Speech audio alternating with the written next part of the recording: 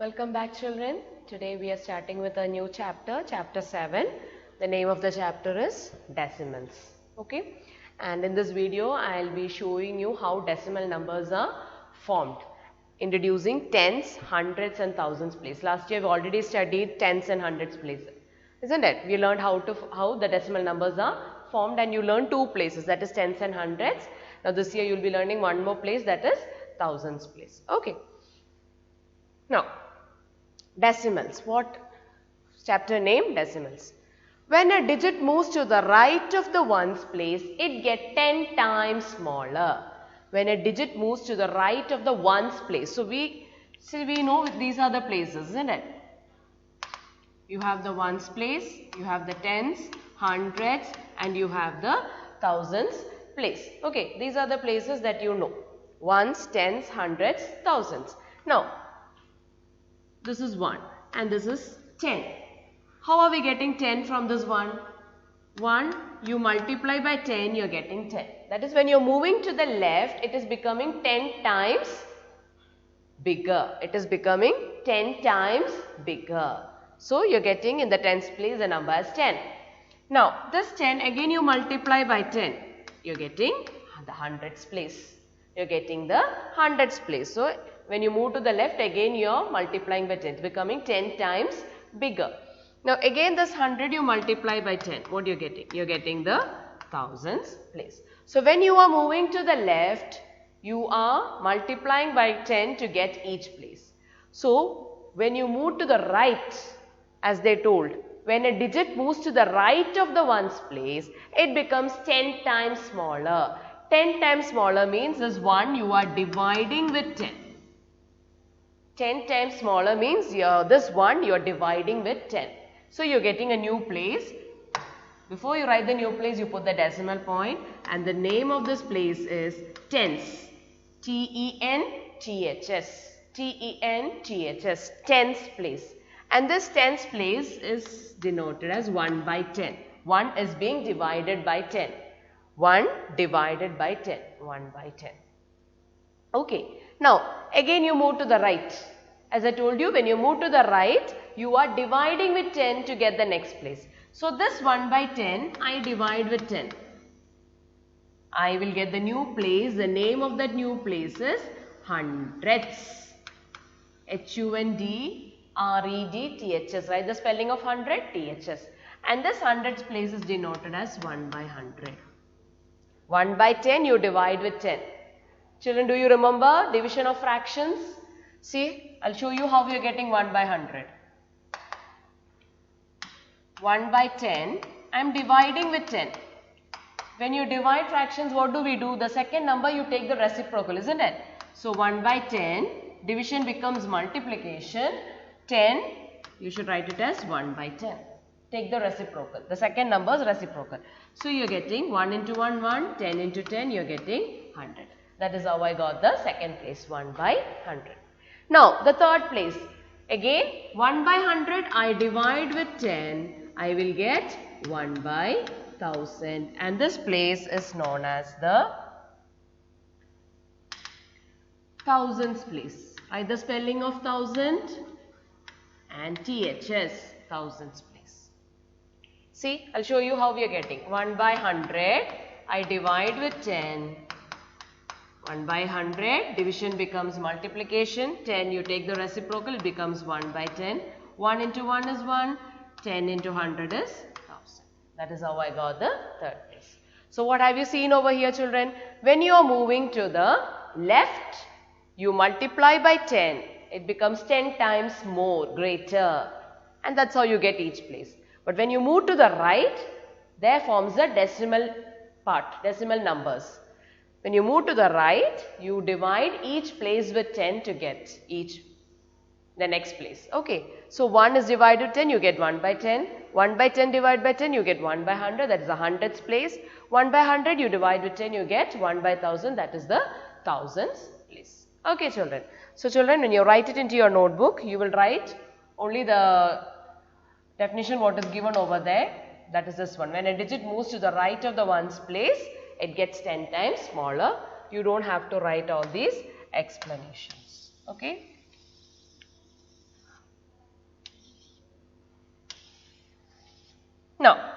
After that, I'm giving you a definition for each place. Okay. When 1 is further divided into 10 equal parts, what do you mean by this 1? This 1 means this one, this 1. You refer this 1 as a whole.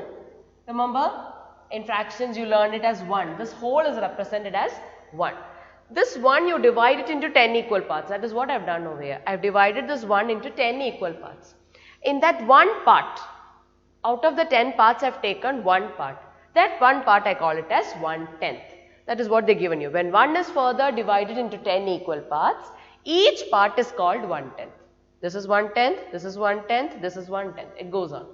That is, out of 10 parts, I take one part, that is 1/10. Now, how to represent this fraction in a decimal? How to represent it in decimal? That also you have learned last year. If you have 1 0 in the denominator, after the decimal point, there should be one number. So, in the numerator, you already have one number, isn't it? 1 is there. So, you put a decimal point before that point. That's what you have done here. And this 0, to make this number beautiful, I put a 0 over there. So, it became 0.1. Okay. So, this is how 1/10 is coming. Now, this 1/10, each 1/10 I divide it into 10 equal parts. Divide it into 10 equal parts. What do I get? I get this figure. Each 1/10 I divide into 10 equal parts, I will get 100 parts. And in that one part if I take, that is out of 100 parts, if I take one part, that one part is called 1/100th. Okay, 1/100. And how to represent this fraction in decimal? Here you are having two zeros. So after the decimal point, you should have two numbers. But I have only one number here. Okay, I have only one number here. So to make it a 2-digit number, what can I do? I just have to put a 0 in front of 1. I just have to put a 0 in front of 1. So that is what I have done here. I put 0 in front of 1. If I put 0 in front of a number, it does not change the value of that number. Okay, so I put 0 in front of 1, then I put the decimal point. Okay, again to make the number beautiful, I put a 0 before the decimal point. So 0.01. Okay. So this is how 100th is forming, and now again this 100, each 100 you divide it into 10 equal parts. You will get 1000. I am not showing you that figure, I cannot draw it. So 100 further divided into 10 equal parts, each part is called a 1000. It is represented as, out of 1000 parts I take one part. Okay. So 1/1000. Now how to convert this to decimal? Since I have 3 zeros over here, I should have 3 numbers after the decimal point. But in the numerator, I am having only one number. So what can I do? I will put 2 zeros in front of 1. And then I will put the decimal point. Again, to make it beautiful, I put a 0 in before this decimal point. So it becomes 0.001. Okay, children. So all these notes you have to copy. Now we will do some questions based on this. Okay. So once again, children, how the decimal numbers are formed? When you move to the right, each place you divide with 10, you get a new place.